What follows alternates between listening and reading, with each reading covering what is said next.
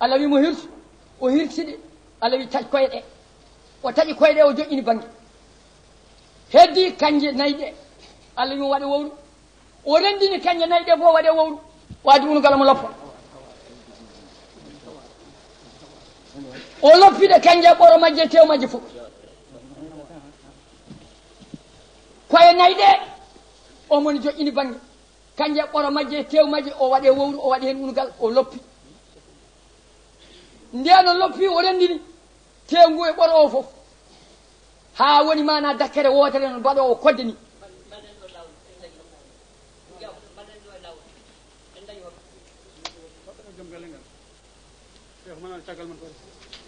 jangana hoɓe joom galle ya qutbu ya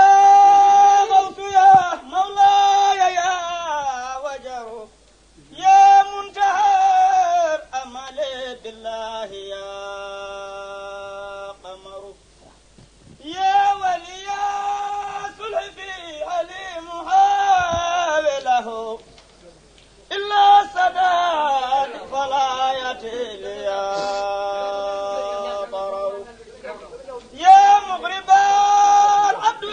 مولى مواسله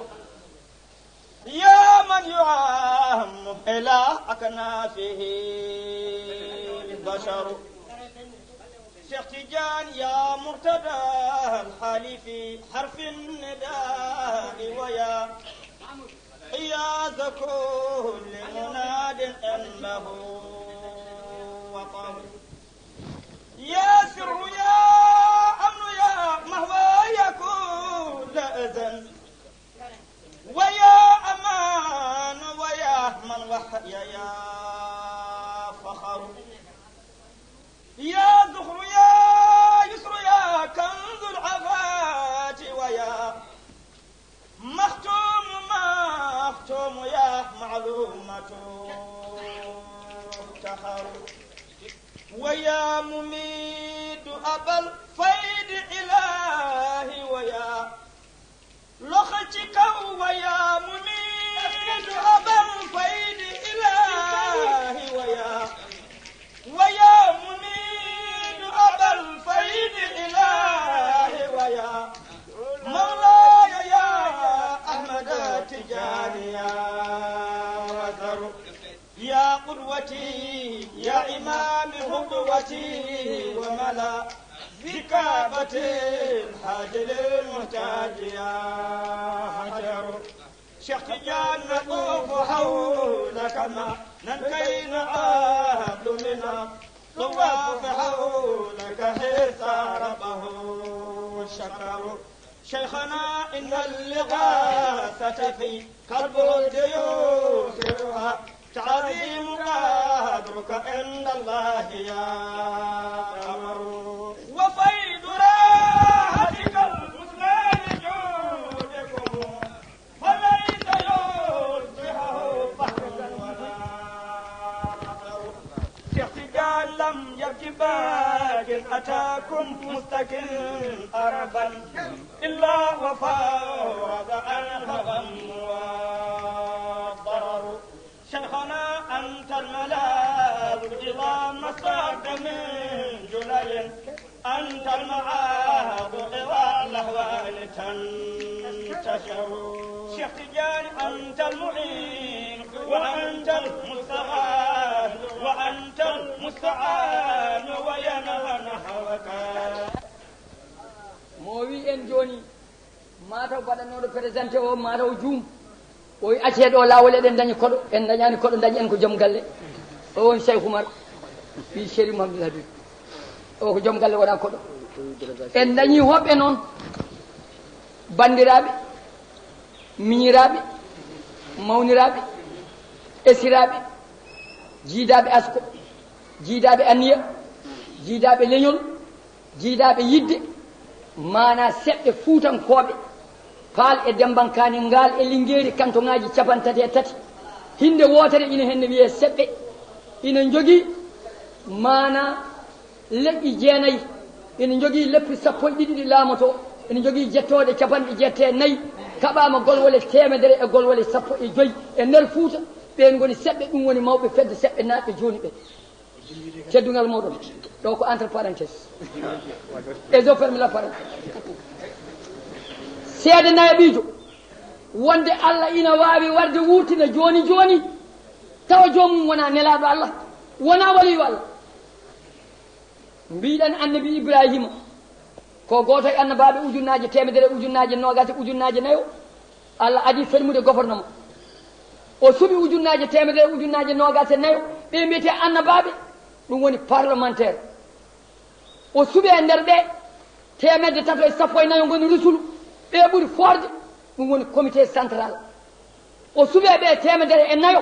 dokka defte ɓe ɓuuri forde ɗum woni gouvernement ministére uji e secrétaire d' état o suuɓi ɓe joyo mana Ibrahima e Nuhu e Moussa e Isa e Mouhammad ɗum woni ministére d' état chargé de naggam walla naggam ɓe kadi ɓuuri forde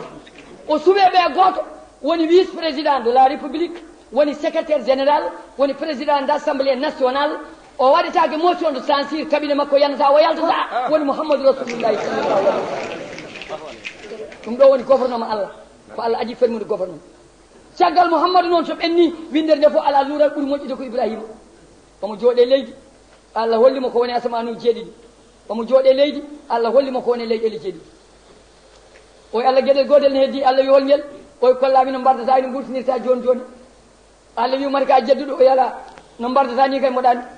ñande wonmoɗi yamma ɓeɗe nawe garta kono gurtinirta ni jakimi temi yiiɗa fadde ha yawma qiyama ɗi jinmi ko yiide joni joni Allah wimo ƴeew ndiwri woto waɗ yimɓe ƴeew ndiwri ƴeewa hen nayyi o jaggi dutal o jaggi ciilal o jaggi jeeyal o jaggi ndaddo o jaggi nayyi fof hirsi o taƴi koye ɗe o joƴƴini banggue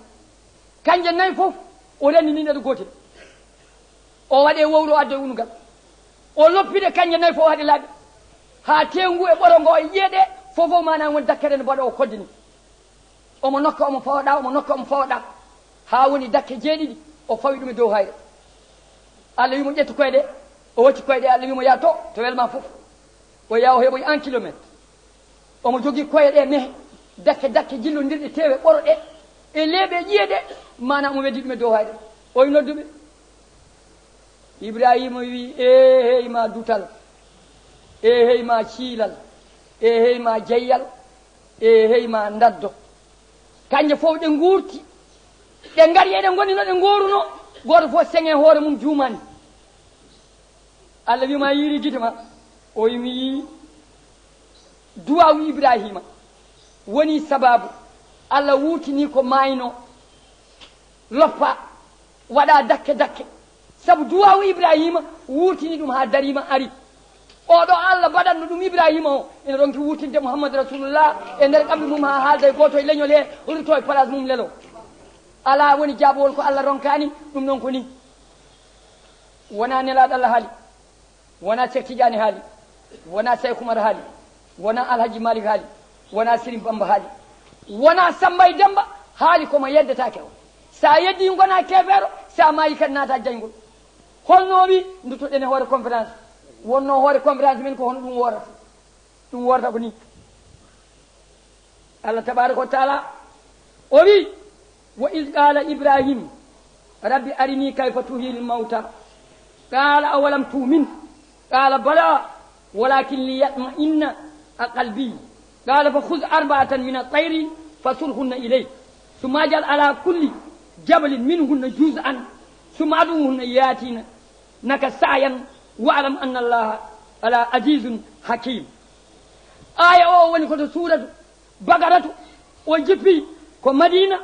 Allah tabaraka wa taala waɗani mo ni mana ha gasi Allah baɗɗo duwawu Ibrahima woni sababu wutinde ndiɗo ndiwri dari boowal ha wuuri resodiri e hoore mum jibini e ronkani wutinde Mouhammadou Rasulullah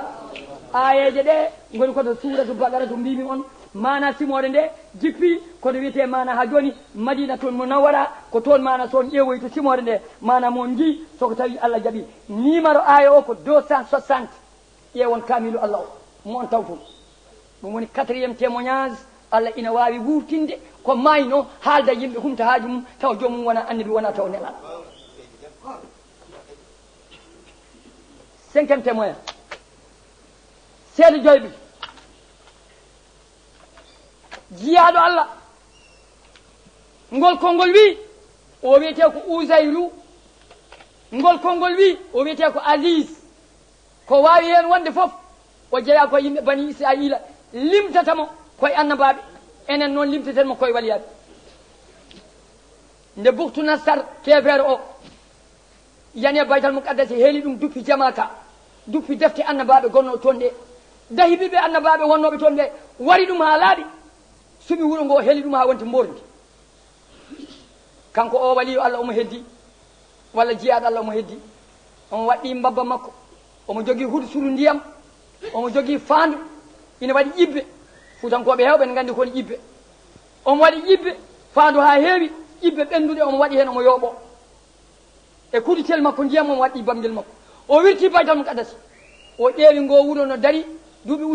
ujunnaje no wuuro ngo foti ni ene wayi yodde ni ene wayi moƴƴude ni ene wayi mawnude ni e annabaɓe leliɓe hen ɓe ene wuuro ngo wontere ƴulmere wotere sumi boni ɓawɗiɓe kurum o wi ha goɗam hol fof no Allah waɗata ha wurtina ngo wuuro ina amno omo namno hoore makko ndeno jomni konngol ngol tan Allah wi o maayi kanko e hoore makko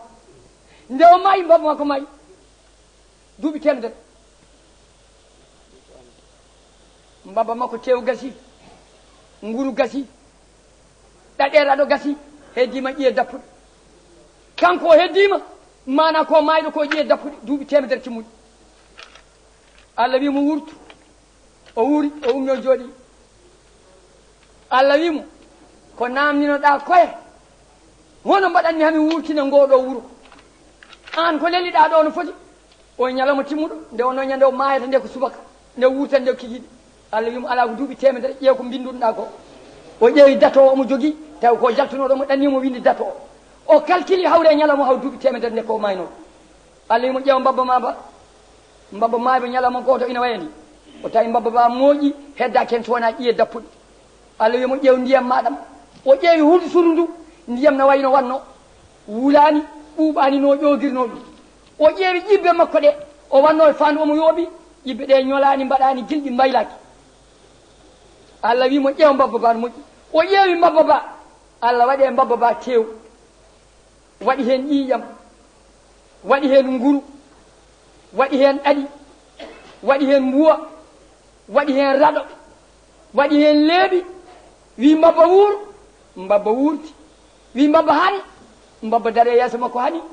o wi Ouzayru kibaru o wi wallahi mi laaɓama aɗa wawi warde aɗa wawi wurtinde ƴeewe on Allah barɗo Ouzayru duuɓi temedere wari bamdel mum duuɓi temedere ndiyam mum waylaki ƴibbe mum ñolani o wi ɗum yo wurti o yo ƴeew mbabba wurti o Allah gurtindo Ouzayru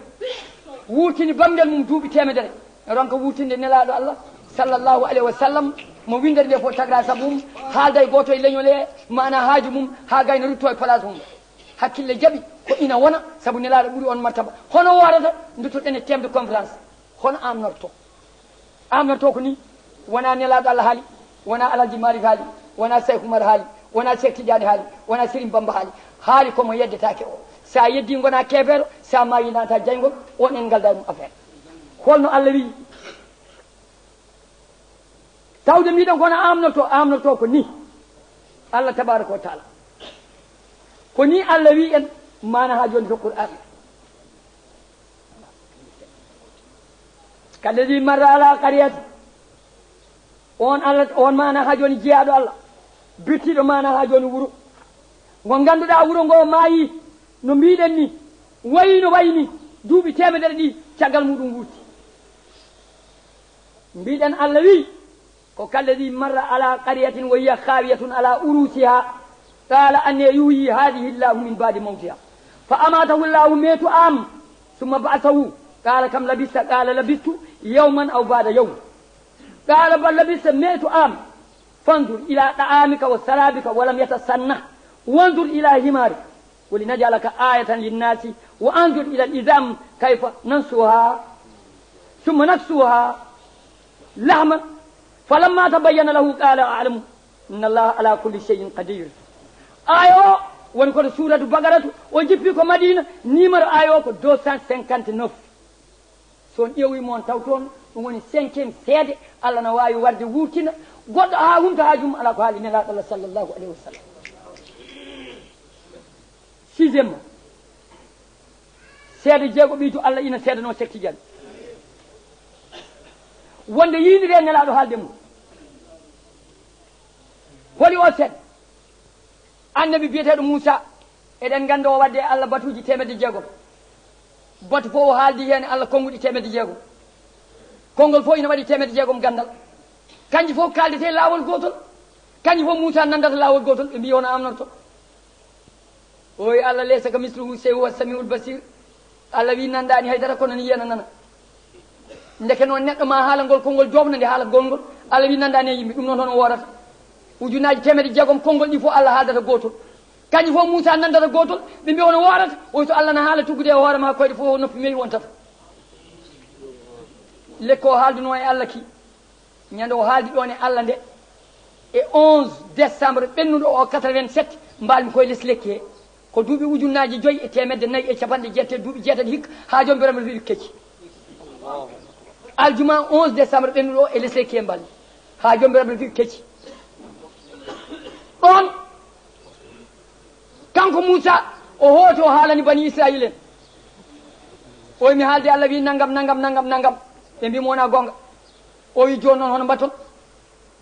ɓe mbimo dokka min seede o woli seede ɓe mbi min jaaɗa e ma min nana ko nanɗa ko min nana haalala sowona ɗum min jaɓata o suɓi sukaɓe 90 e nder jamma hen kamɓe fof ɓe mbaɗi danani ɓe kelli fa sabu helli fa ka wawa darade on place 90 gorko ɓe gari ɓe dari e less lekki he Moussa dari 90 gorko o dari Moussa wi e Allah an de kaldunomi hanki kore jam noon jeddi kam mbi jonaka so wona kañumen ko men gara jiiya nana Allah haalde Moussa 600 ujunere konngol ngol kanji fof Moussa nani kamɓe ne ɓe nani eɓe gandi ɗum wona ɗemgal aade Moussa wi on nani ɓe mbi wallahi min nani emin janana ɗum ɗo ko haala Allah Moussa wi yoni on ɓe mbi ala komin jonaka Moussa wi ko jiɗɗon goɗɗum ɓe mbi arina Allah jaara tan joni min jiiɗi ko yiide Allah carrément min gandano way Jibril o haate dow maɓɓe wi maaye kamɓe fof maaji 7 gorko Moussa deƴƴi jaaki ha takkusan duula Moussa wi Allah an de ko mbaɗɗa fof ko an weela ɓeeɗo yummiraɓe mumen e babiraɓe men guuri ko sukaɓe tokosɓe suɓanoɓe o gon seedeji fotani namnade yiidema so wona majjuɗo mo anda min hooram mi namnaki ɗum kamɓe noon koɓe majjuɓe ɓe ganda joni kamɓe 90 ɓe maayi somi hooti hono mbiyanmi koreji maɓɓe mi wiya koreji maɓɓe ɗi ko min waɗi silama soppi dade maɓɓe ɓe mbartomi taw mi yettinani nelal ma ngal walla mi wiya koreji maɓɓe ko Allah wari ɓe ɓe mbiya ndeke o Allah ko ñamguɗo min kayti ɗum rewde Allah haalnam no mbaɗa ɗum o wayi Allah kono dendiraɗo o wi Allah haalnam no mbaɗa ɗum Allah wi mo mbatta ko kala ko miijiɗa ɗon e ɓerde ma ko waɗ ɗum oye miijimi ɗon e ɓerdam ko ya wurtinanam ɓe tina ɓe mayino noon ɓe koota ɓe kaltana koreji ɗi Allah wi mi jaɓi yo ɓe gurtiri goto noon hen goto wurta ƴeewa oya tawa no ñoli ha waɗi gilɗi hen goto wurta ƴeewa oya tawa no ɓuuti ha ina wayno mbabbo ina fusana feɗɗito ha kamɓe 90 ɓe fof ɓe gurti e duwawu Moussa ɓen mbiyete kooti ndesi jibini ngol leñol wiyete jifa ɓiɓɓe jibaji saabu babiraɓe mamɓe mayino ɗum woni jifa eɓe jogui leƴƴi 3 eɓe jogui yahude eɓe jogui Israil eɓe jogui jifa ngol ɗo leñol wiyete jif saabu ko ɓiɓɓe jibaji maynoɓe gurti gaari ndesi jibini ɓe sababu ne duwawu annabi Moussa wurtini 90 gorko ha ndesi jibini annabi Moussa mbiɗen duwawu makko wurtini 90 gorko ha ndesi jibini Allah ina ronka wurtinde Mouhamadou Rasulullah tawa hay goto duwaki ha wooda kalduɗo mum e leñol he ha joɗodira e mum e place rutto e mbaldi mum lelo jaabowol men kene amno wona nelaɗo Allah haali wona Cheikh Tidiane haali wona Cheikh Oumar haali wona Alhaji Malik haali wona Sirim Bamba haali ko Allah sa yeddi gona kefero sa mayi naata jaygol on en galda joomum affaire hono Allah wi duttoɗen hoore tem conférence men hono ɗum worata ko ni no jogol mon wiide ni ko noon ɗum worata واختار موسى قومه 70 رجلا لميقاتنا فلما أخذتهم الرجفة قال رب لو شئت أهلكتهم من قبل وإياي أتهلكنا مما فعل السفهاء منا إن هي إلا فتنتك تدل بها من تشاء وتهدي من تشاء أنت ولينا فاغفر لنا وارحمنا وأنت خير الغافرين آيو جيبي كو مدينة woni koye simore wiyetende Ali Imran numéro ayo ko 155 toon ngari ƴeewoyo 6e témoignage Allah ina wawi wuftinde maynoɗo mo wona annabi wona nelaɗo sakantumo noon nelaɗo Allah sallllahu alayhi wa sallam 7e eɗen jawi seeɗa jeeɗo ɓi mo Allah haali ko o seeɗa woni annabi Isa jamanu makko nde wari nde ko doctoragal joli Allah no holla yimɓe o docteur no wawi opére o no wawi ittude naarinde o no wawi cardiaque o no wawi safrude kangaɗo Allah no holla yimɓe goɗɗum ko ɓuuri ɗum hawnade wofduɓe ujunere o ummini ɗumen o wiyata ummo tan yele yamirore Allah joomum ummo jibina kono gofde ujunere wumɓe ujunnaje sappo o wi ɗumen mbatte yiide mbatti yiide mumɓe ujunnaje sappo o wi kaale kañumen fof kaali cefol ala hen pikkir ala hen opére ala hen o ummini wofɗuɓe ujunere o wumtini wumɓe ujunnaje sappo o haalni mumɓe ujunnaje sappo o wurtini mayɓe temedde jeeɗiɗo hen capanɗe joyo nguuri ha ndesi ha jibini ha ɓiɓe mumen kedde aduna hen o nanga ɓakkere o maaha o waɗa ɗum no ndiwri ni o wutta o yo won ndiwri diwa ya ha wirno guite yimɓe yana e leydi maya Isa alayhi salam mo ganduɗa ko ɓi Maryam jawannoɗo Allah ha Allah wela hokki ɗum ɓinguel ngel alda e baba te hay goto suusa wiide ɗum wona ɓi lawol Allah wimo woni reedu nene ma woni toon e leer goto ɗi timmi o jibina o haali hay goto meeɗani nande e aduna ɓiɗɗo jibina windani hoore mum toɓɓirɗam so wona Isa kañum windani hoore mum toɓɓirɗam ñande o jibina o dilli nene makko no wuppoyno koreji ɗi ndiri ngari taari mum mbi jam Mariama aɗa yaara duuɓi 9 debbo yaltata julde saka jibina holto daƴƴa ɓinguel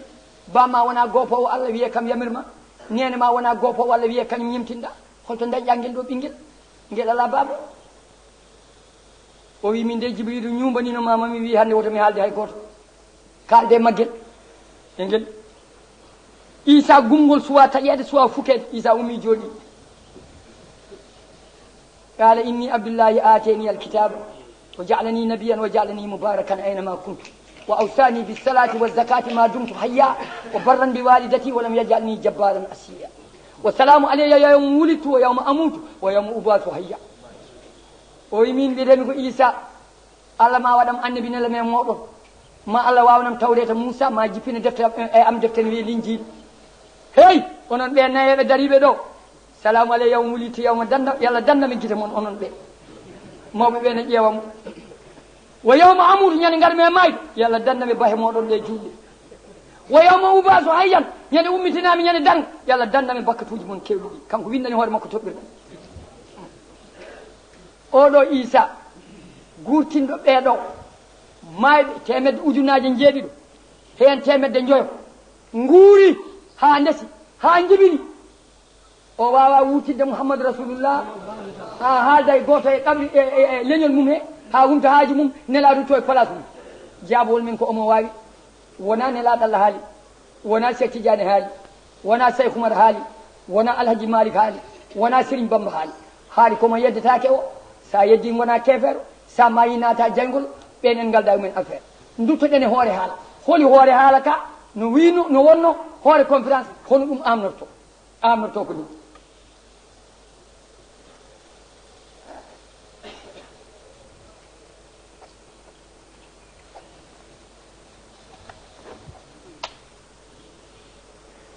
amnorto ko ni Allah tabaraka wa taala o wi is qala Isa ibnu Maryama inni akhluqu lakum min at-tayr من الطين كهيئة الطير فأنفخ فيه فيكون طيرا بإذن الله وأبرئ اللكمة واللبرس وأحيي الموتى بإذن الله آية وني كود سورة آل عمران جيبي كو مدينة نيمارو آية أو كو 49 سون غاري ƴewlo ɗum woni seeɗa jeeɗa ɓiijo mo Allah ina seedano Cheikh Tidiane guila suwa jibinede wondi ina wawi wutinande ɗum nelaɗo Allah haalde mum ha dañal awol seeɗa jeeɗa ɓiijo pewɗen e 8e batowo jeetata koye on pewɗen so Allah jaɓi holi o seeda ko woni annabi goto ne wiye Idrissa o annabi mbinoɗen waɗi Allah bosoyagal annabi o omo juula omo hoora omo wirda ha waɗi saaha goto o miiji omo woni e nangue boowal nangue gue wuli no feewi o ala lekki ɗo mooli o ala ɓuuri o ala taafiya ko wifori o ala ko ɓokkori o ala hunde te nangue gue tampinimo o miije ɓerde makko o wi Allah min jooɗiɗo ɗo e leydi mbiɗo wawi wifade mbiɗo boowal so hendu ari ma tawam ɗo te ko nangue gue lorli kam hami natti yiide mi natti nande Allah kiba malaika jogiiɗo nangue ono wayi ɗum noon an Allah min ñaaguimama malaika jogiiɗo nangue o ya hoynanmo nangue gue wasamo tampinde no tampinirimi min goɗɗo ga e leydi ni te nangue woni ko asaman nayɓijo duwi ɗum ko Idrissa de neɗɗo ga e leydi Allah waɗi ujunnaji 70 malaika lawol gotol cengdiri bibjo men mbaɗi tiba tiime malaika jogiiɗo nangue o tan malaika o yani leydi sujji e joomam hunde foodi aɗa wawi so welimani kay wonat kono hono dañirmi ɗum gila takɗa leydi asaman ha joni min jogui nangue mbiɗo mawi nguleyki mbiɗo wondi hen joni ujunnaji 70 malaika mbaɗani kam paray sewal hono dañirmi ɗum Allah wi mo dañirɗa ɗum ko goto e maccu ɓam mo jinmi ina leydi nangue wuli toone mum wino wulde mum ni an joguiɗo ɓurata bonde o ñagani mama yomi hoybinane mi jawanimo ujunnaji 70 malaika ɗi gonanima hankkadi paray sewal ha yawmal qiyama malaika o jooɗi balɗiɗi wi Allah minne mbiɗa ñaaguima o jiyaɗo Allah ñaganiɗomi ha dañmi on martaba dokkam yamirode mi yaha mi yiyoyamo mi juuromo mi salminamo Allah wi momo ñagantoɗa o de hedde maydi mum ko balɗiɗi oy so yiiɗi o teli kanko malaika o yamirode Allah o tawi Idrissa o salmini ɗum omo wayno mbadi neɗɗo o wonde Idrissa balɗe tati ñande fof ñalata korka so hiiri ñaama lawol gotol ɗo taƴi ɗo o ala julde kadi ha weeta o ari a yaade o wi min komi malaika min ñaganinoɗa min jogui nangue nan asaman nayɓijo million ngaji 4 kilométre keedi hakkude ma e mum Allah nani daade ma dow asaman uji 7 jaabi duwaw ma waɗanimi ujunnaji 70 malaika paray sewal garano ko salmindema Idrissa wimo sa yeehi somi nelima e Allah ma haal o wi mi haalana kettuɗo e makko o wi mbiyanami Allah mboɗo yiiɗi gueɗe tati mboɗo yiiɗi yiide aljanna mi ɓeydo rewde Allah mboɗo yiiɗi yiide jaygol mi ɓeydo hulde Allah